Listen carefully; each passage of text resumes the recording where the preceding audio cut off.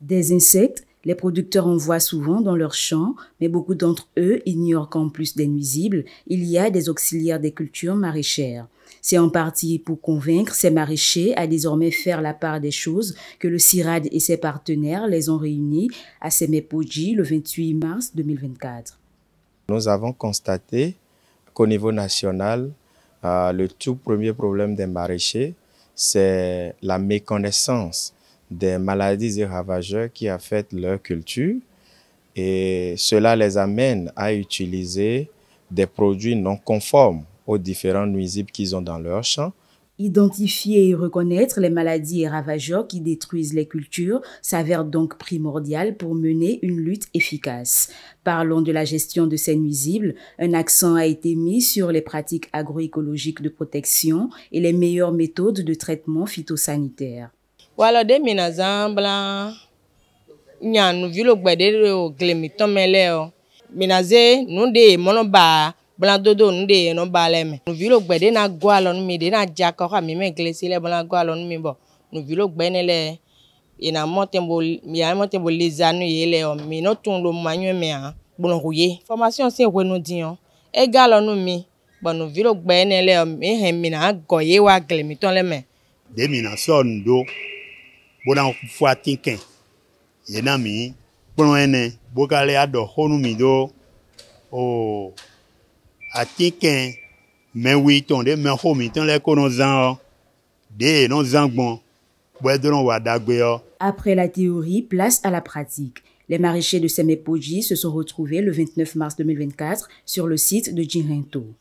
Ici, il est question pour eux d'identifier et de reconnaître les nuisibles et auxiliaires des cultures maraîchères ainsi que les maladies qui leur ont été présentées la veille. Egbe miwa gleme, miwa poivron me, yedo miniti ya utu, nuenya utu to glelo me, mi modele u atin loku boyo, mi modele amaloja, oyiwa na mi nuezon bo enyimo, oyina mi zemeto.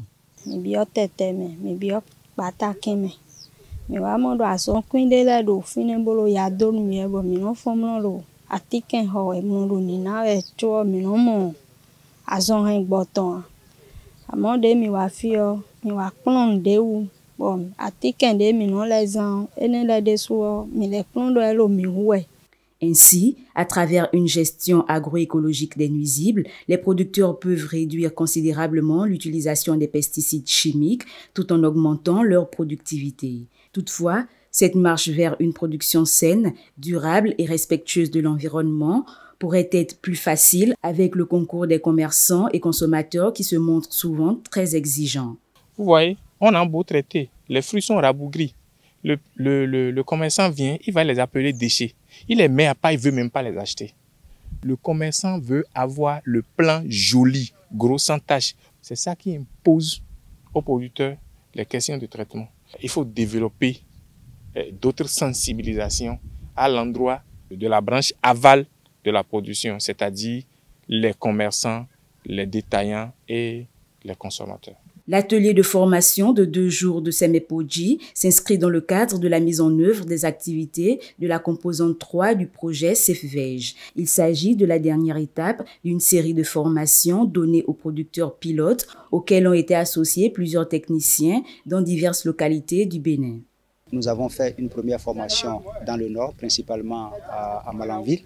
Et ensuite, nous avons fait à Ouida, à Pomassé, à Grand Popo, à Calavi, dans la vallée, et aujourd'hui c'est la dernière étape ici au niveau de Semepoji.